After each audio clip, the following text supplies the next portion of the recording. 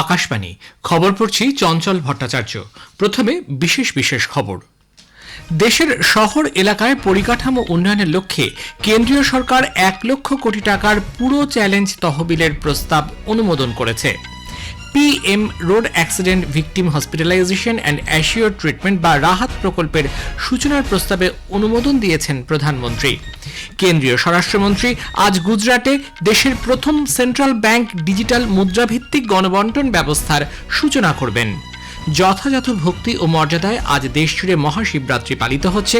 রাষ্ট্রপতি, উপরাষ্ট্রপতি ও প্রধানমন্ত্রী দেশবাসীকে শুভেচ্ছা জানিয়েছেন।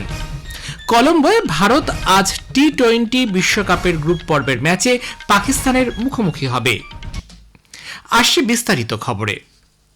প্রধানমন্ত্রী নরেন্দ্র মোদীর সভাপতিত্বে কেন্দ্রীয় মন্ত্রিসভার শুক্রবারের বৈঠকে পুরো চ্যালেঞ্জ তহবিল ইউসিএফ অনুমোদন করা হয়েছে। 1 লক্ষ কোটি টাকার কেন্দ্রীয় সহায়তায় এই তহবিলের অর্থ দিয়ে যে কোনো প্রকল্পের 25% ব্যয়ভার বহন করা যাবে। তবে প্রকল্প ব্যয়ের কমপক্ষে 50% বাজার থেকে সংগ্রহ করতে হবে। এর ফলে আগামী 5 বছরে শহরাঞ্চলে মোট 4 লক্ষ কোটি টাকার বিনিয়োগ হবে বলে আশা করা হচ্ছে। নতুন এই প্রকল্প ভারতের নগর উন্নয়ন পদ্ধতির অনুদান ভিত্তিক অর্থায়ন থেকে সংস্কার এবং ফলাফল ভিত্তিক পরিকাঠামো নির্মাণে একটি উল্লেখযোগ্য পরিবর্তনকে সূচিত করবে। পুরো চ্যালেঞ্জ তহবিল উচ্চমানের নগর পরিকাঠামো নির্মাণের জন্য বাজার থেকে অর্থায়ন, বেসরকারি অংশগ্রহণ এবং নাগরিক কেন্দ্রিক সংস্কারগুলিকে কাজে লাগাবে। এই তহবিলের লক্ষ্য দেশের অর্থনৈতিক উন্নয়নের পরবর্তী পর্যায়ের মূল চালিকা শক্তি হয়ে উঠতে সক্ষম এমন স্থিতিশীল, উৎপাদনশীল, অন্তর্ভুক্তিমূলক এবং জলবায়ু সহনশীল শহর তৈরি করা। এই তহবিলটি 2025-26 অর্থ বছর থেকে 2030-31 অর্থ বছর পর্যন্ত কার্যকর থাকবে। এর মেয়াদ 2033-34 অর্থ বছর পর্যন্ত বাড়ানো হবে। প্রধানমন্ত্রী Narendra Modi PM road accident victim hospitalisation and assure treatment বা রাহাত প্রকল্পের সূচনার প্রস্তাবে অনুমোদন দিয়েছেন। এই উদ্যোগের আওতায় দুর্ঘটনায় ক্ষতিগ্রস্ত ব্যক্তিরা 1.5 লক্ষ টাকা পর্যন্ত প্রথম 7 দিনের নগদহীন চিকিৎসা পরিষেবা পাবেন। এর ফলে দুর্ঘটনায় আহত ব্যক্তিদের জরুরি ভিত্তিতে চিকিৎসার সুযোগ মিলবে। কেন্দ্রীয় উপভোক্তা বিষয়ক মন্ত্রী প্রহ্লাদ যোশী বলেছেন, ভারত মার্কিন দ্বিপাক্ষিক বাণিজ্য চুক্তি ভারতের বস্ত্রশিল্পের উন্নয়নে এক নতুন অধ্যায়ের সূচনা করবে। সামাজিক মাধ্যমে এক বার্তায় শ্রী যোশী বলেছেন, এই বাণিজ্য চুক্তি $11,376 কোটি মার্কিন বাজারে ঢোকার সুযোগ তৈরি করে দেবে। শুল্ক হ্রাসের ফলে দেশের বস্ত্রশিল্প রপ্তানি ক্ষেত্রে প্রতিযোগিতায় অংশ নিতে পারবে। বৈদ্যুতিন এবং তথ্য প্রযুক্তি মন্ত্রী অশ্বিনী বৈষ্ণব বলেছেন, কৃত্রিম বুদ্ধিমত্তা বা এআই পঞ্চম শিল্প বিপ্লবের পথ প্রশস্ত করবে। এর মূল কেন্দ্রবিন্দু হবে সামাজিক প্রভাব, গ্রহণযোগ্যতা এবং প্রশাসনিক ব্যবস্থা।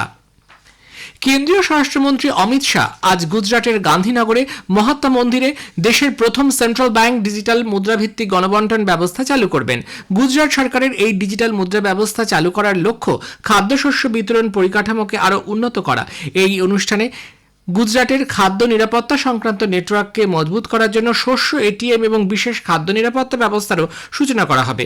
আকাশবাণীর সংবাদদাতা জানিয়েছেন, এই ব্যবস্থা চালু হলে গুজরাট দেশের মধ্যে প্রথম রাজ্য হবে যেখানে জনসাধারণের জন্য আরবিআই অনুমোদিত ডিজিটাল টোকেনের ব্যবহার শুরু হবে।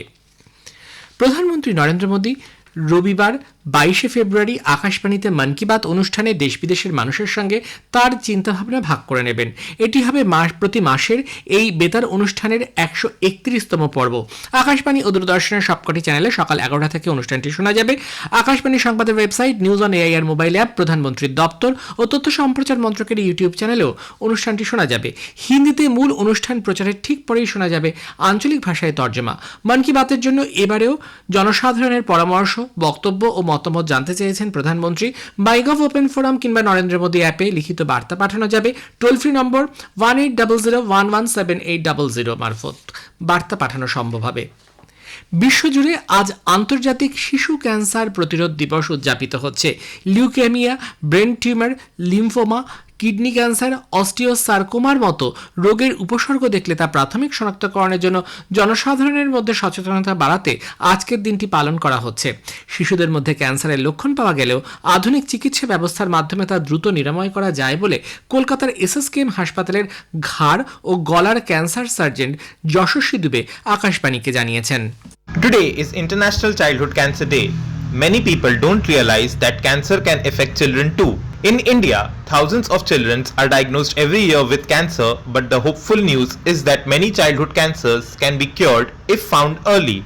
As parents and caregivers, please don't ignore warning signs like persistent fever, unusual swelling, unexplained weight loss, frequent headaches, or a white shine in the eye. As a society, we can help by encouraging regular health checkups, avoiding tobacco exposure around children, and supporting families going through treatment.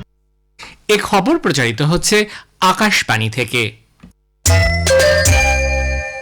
আমাদের সংবাদ শোনা যাবে YouTube channel Akashvani সংবাদ Bangla, Facebook ও Instagram Akashvani সংবাদ কলকাতা এবং x handle AIR news কলকাতাতে।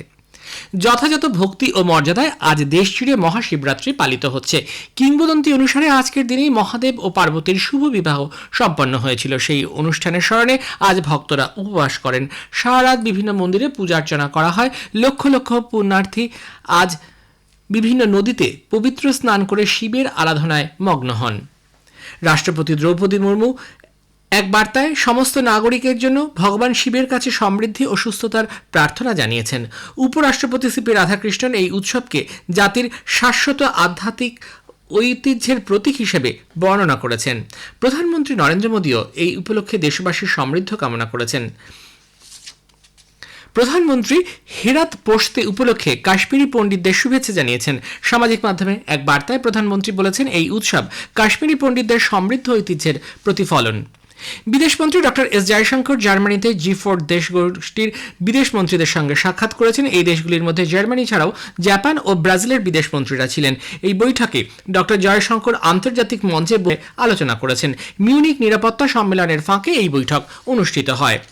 বাংলাদেশের নবনির্বাচিত সাংসদ ও মন্ত্রিসভার সদস্যরা আগামী 17 ফেব্রুয়ারি মঙ্গলবার শপথ গ্রহণ করবেন। উল্লেখ্য, সেদেশের ত্রয়োদশ সাধারণ নির্বাচনে বিএনপি নিরঙ্কুশ সংখ্যাগরিষ্ঠতা পেয়ে বিজয়ী হয়েছে।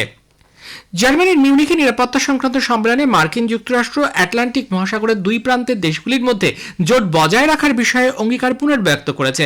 মার্কিন বিদেশ সচিব মার্কো রুবিও জানিয়েছেন, অভিন্ন ইতিহাস ও কৌশলগত স্বার্থ বজায় রাখার জন্য এই জোটের প্রয়োজন রয়েছে। ওয়াশিংটন ডিসির সঙ্গে তার ইউরোপের মিত্র দেশগুলির মধ্যে উত্তেজনার আবহে এই সম্মেলনের আয়োজন করা হয়। এদিকে ব্রিটিশ প্রধানমন্ত্রী কিয়ার স্টারমার জানিয়েছেন, ন্যাটোর উত্তরাঞ্চলে নিরাপত্তাজনিত সমস্যার কারণে ব্রিটিশ বিমান বাহিনীর সদস্যদের সেখানে পাঠানো হবে। ইউরোপের শক্তি অটুট রাখার জন্য তিনি ন্যাটোর ইউরোপের সদস্যদের ঐক্যবদ্ধ থাকার আহ্বান জানান। তবে মার্কিন যুক্তরাষ্ট্রকে এই জোটের গুরুত্বপূর্ণ অংশীদার বলে উল্লেখ করেছেন তিনি। ন্যাটো দেশগুলি বাল্টিক ও আর্কটিক অঞ্চলে রাশিয়ার বিরুদ্ধে সামুদ্রিক অবরোধের পরিকল্পনা করছে বলে নরওয়েতে নিযুক্ত রাশিয়ার রাষ্ট্রদূত নিকোলাই করচিনভ অভিযোগ করেছেন। সম্প্রতি ব্রিটেনের প্রতিরক্ষা সচিব জন হিলি বাল্টিক ও নর্ডিক দেশগুলির মন্ত্রীদের সঙ্গে বৈঠকে রাশিয়ার সঙ্গে সংশ্লিষ্ট তেল ট্যাঙ্কার বাজেয়াপ্ত করার বিষয় নিয়ে আলোচনা করেছেন।